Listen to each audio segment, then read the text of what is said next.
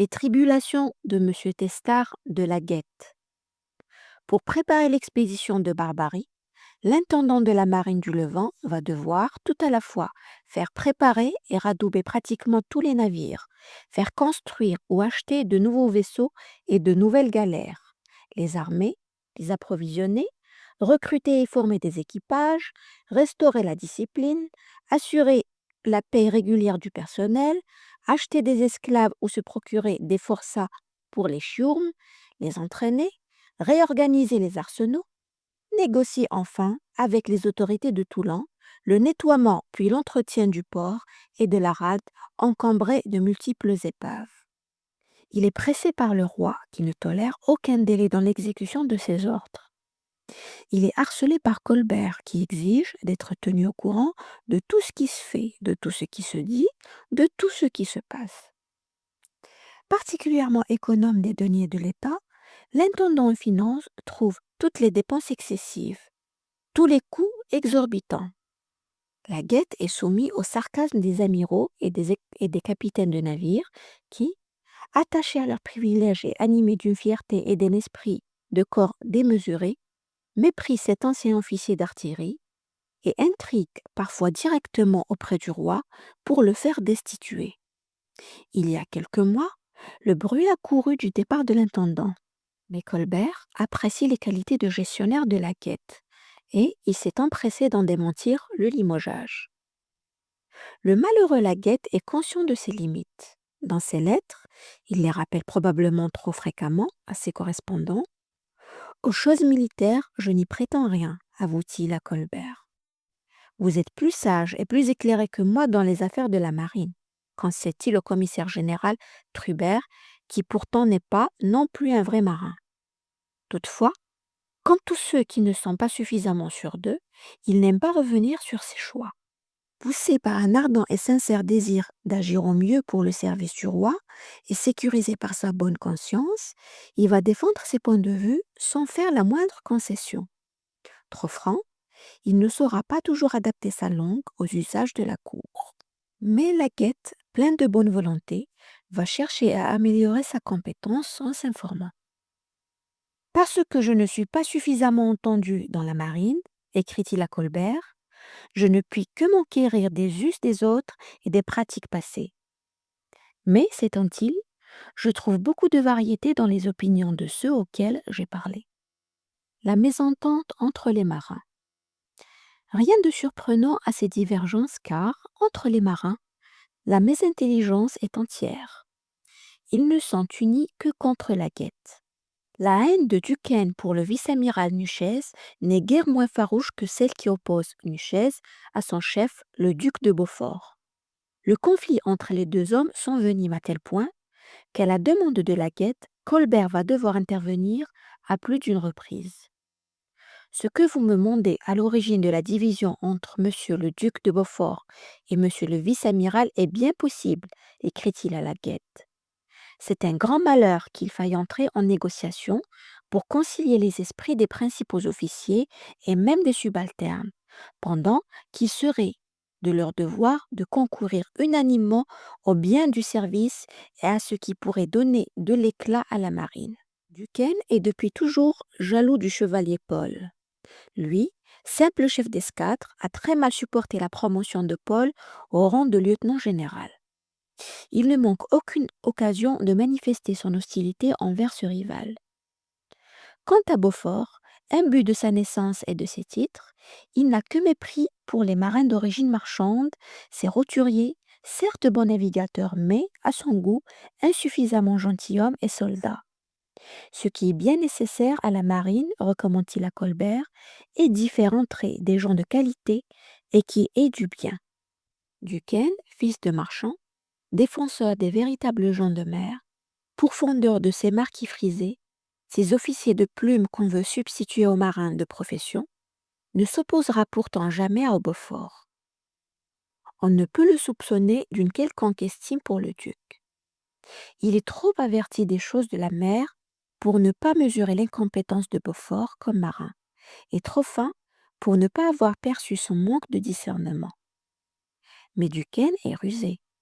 Il sait que le roi, malgré la piètre opinion qu'il a de son cousin, a de bonnes raisons d'avoir pardonné à ce farouche frondeur et de lui avoir confié la responsabilité de la marine de France.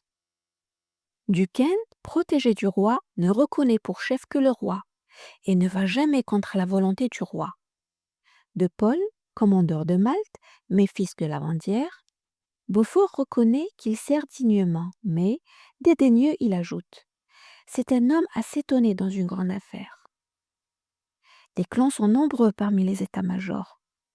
Duquesne et Gabarret sont calvinistes, alors que chevaliers et commandeurs de Malte appartiennent à un ordre religieux particulièrement conservateur et papiste. Les Ardents, hommes de Mazarin, s'opposent à Fricombeau, ancien frondeur. Les capitaines des vaisseaux, issus pour la plupart de la flotte du Ponant, n'ont que dédain pour les Maltais, tous formés à l'école des galères et qui n'ont navigué qu'en Méditerranée. On montre du doigt les anciens amis de Fouquet, Nuchez et de cela. C'est le surintendant aux finances lui-même qui, peu de mois avant son arrestation, lui a octroyé sa charge de vice-amiral. Et, à en croire une note anonyme adressée à Colbert, il n'aurait fait achat de cette charge que des deniers qui lui ont été baillés par M. Fouquet, n'étant pas en état de fournir une somme si considérable. Nuchez se sait menacé. En 1663, ses relations avec Duquesne et Beaufort ne cessent de s'envenimer. Prudent, il décide de quitter la marine française après 40 années d'activité. À 63 ans, il continuera cependant à servir dans la flotte vénitienne. Selon Colbert, cette mésentente entre les officiers est une des principales raisons qui aurait conduit le roi à reporter l'expédition prévue en Barbarie. Je vous avoue, confie-t-il à la Guette, que le roi a eu du dégoût de voir cette mésintelligence qui s'est formée entre les officiers qui composent ce corps-là, qui n'étant pas assoupis aurait vraisemblablement empêché, quand l'on y serait venu, l'exécution de ce qui aurait été résolu de concert avant le départ. Le goût de l'indépendance est particulièrement développé chez les capitaines. En cette époque de la marine à voile, sans aucun moyen de communication à longue distance, et lorsque le vent force, il est difficile au navire d'une escadre de rester groupé. Aussi la formule, affirmant le capitaine, seul maître à bord après Dieu, a-t-elle alors tout son sens. Mais la frontière entre cette indispensable autonomie et l'indiscipline est vite franchie. Ainsi, en 1660, Valbel a déserté la marine française pour aller avec son navire faire la course en Méditerranée. En mars 1663, lorsque, à la suite d'une tempête au large de Tunis, l'escadre commandée par le chevalier Paul perdra le contact avec le Mercure, Paul soupçonnera immédiatement son capitaine Gabarret, pourtant un de ses plus fidèles amis, de lui avoir faussé compagnie pour aller faire la course à son profit. On craint, rapporte-t-il à Mazarin, qu'il ne soit voulu séparer de moi volontairement. Et c'est la commune opinion de tous les officiers qui disent qu'il se plaignait souvent que le roi lui devait beaucoup et qu'il voulait voir de se rembourser en cette campagne. En l'occurrence, les craintes de Paul sont injustifiées. Gabarret a dématé et s'est réfugié à Malte pour réparer. Dans la situation délicate qu'il occupe, la Guette aurait tout intérêt à ne pas s'impliquer dans les conflits entre marins. Mais sa réelle volonté de bien faire le pouce a toujours s'engager, même dans les domaines hors de sa responsabilité directe. Il se fait une haute idée de sa mission. Et quand il prend parti, il pense toujours le faire dans l'intérêt du service. Il se désespère de n'être point entendu. Donnez-moi, supplie-t-il Colbert, des gens dociles et qui aient les mêmes sentiments que moi pour l'économie. De l'argent en temps opportun, que vous verrez si je saurai ménager les choses sans rien diminuer du nécessaire. Mais il est difficile à un homme de rétablir en peu de temps un corps mort. Pendant tout l'hiver, 1662-1663, ces lettres à Colbert sont une suite de plaintes contre les officiers de marine. Ces critiques sont pour la plupart justifiées, mais formulées d'une manière si acerbe qu'elles finissent par indisposer Colbert. qu'il traite avec mépris les amiraux et capitaines des navires de ces messieurs-là, de ces sortes de gens-là, lorsqu'il se permet dans une lettre à Colbert d'appeler Duquesne ce grand docteur et de le qualifier d'homme qui a moins de mérite que les autres, lorsqu'il ose déclarer il est quelquefois de conséquence de ne pas accoutumer les gens de guerre à être trop grassement payés, ces propos ne peuvent qu'indigner les grands de la cour, plus proches des officiers de marine que de cet intendant de petite noblesse. Et ensuite, la Guette s'étonne que la cour écoute avec bienveillance les plaintes des marins. Il y a grande différence, écrit-il à Colbert, entre ce qui se dit à Paris et ce qui se dit ici. Je suis étonné qu'on donne créance à tant de choses inutiles, car cela ne fait que du dégoût à ceux qui servent avec zèle et fidélité. La Guette reproche aux marins d'être plus préoccupés de leurs intérêts personnels que de ceux du service. Ce que je ne peux souffrir quand il s'agit de servir le maître à la cour, on vous fait les plus belles propositions du monde, et à l'exécution, on remarque que tout consiste à trouver des moyens de gagner de l'argent. Je vous avoue que cela me donne de la colère contre ces sortes de gens-là. Il y a bien de la peine, se plaint-il, à satisfaire tous ces messieurs-ci qui ne pensent incessamment qu'au moyen de faire valoir leur intérêt. Les tentatives de rétablissement de la discipline. Désespérant de se faire obéir, voire même d'être entendu, la Guette réclame l'établissement de règlements précis et immuables qui lui faciliteraient la tâche. Il est de mon devoir de vous faire remarquer que tous ceux qui vous parlent de la marine vous débitent leurs pensées suivant leurs inclinaisons et leurs intérêts particuliers, et qu'ainsi, il est important de se fixer quelques bons règlements et pratiques et de s'en tenir là sans plus changer et être ferme à faire bien observer ce qui aura été réglé. Il sollicite des interventions directes du roi auprès des amiraux et des capitaines pour les rappeler à l'ordre. Il serait bon que le roi leur déclare à tous que, s'ils reviennent au port sans avoir fait quelque chose digne du nom français, qu'il ne les veut jamais voir.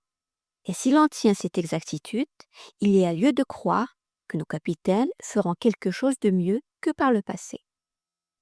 À plusieurs reprises, Louis XIV répond favorablement à l'appel de l'intendant, notamment pour l'aider à faire respecter la discipline.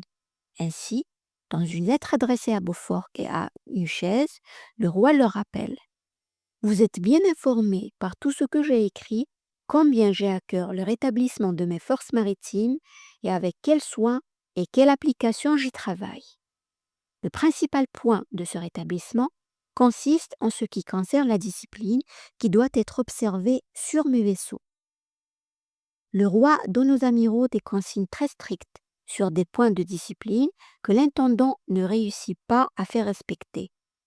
Les capitaines de vaisseaux ont pris, par exemple, la fâcheuse habitude d'entretenir, sans autorisation, à leur bord, non seulement des membres de leur famille, mais également des officiers de leurs amis, qu'ils baptisent de volontaires, mais qui n'occupent en fait aucune fonction réelle à bord.